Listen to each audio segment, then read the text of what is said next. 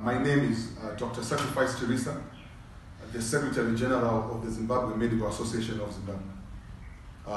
With me here is Dr. Bhebe. I'll give him the honor to introduce himself, please. Dr. Mthabisi Bhebe, and I'm the Secretary General of Zimbabwe Hospital Doctors Association.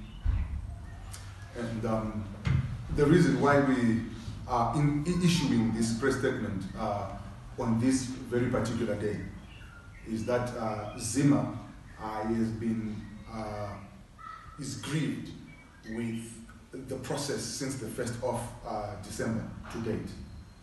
And what's grieving us the most is that it is the general public that is suffering, our own patients, that we have cared for, that we have prescribed medicines, that we have booked for operations that need our care, that are suffering the most.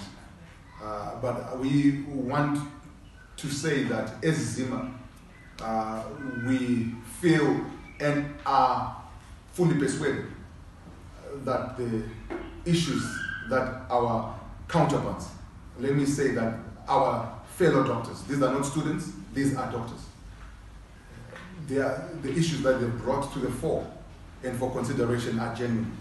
Our position remains the same, and we ask those in offices of power, the relevant authorities who have the power to intervene and solve the ongoing healthcare crisis should act so as early as possible. The grievances that have been raised by doctors, the junior doctors, mid-level doctors, and senior doctors are very true, and they are not an issue of debate, and we believe that if dialogue is restored and we go back to the negotiation table, a long-lasting solution can be proffered. And this is what we are praying for even today.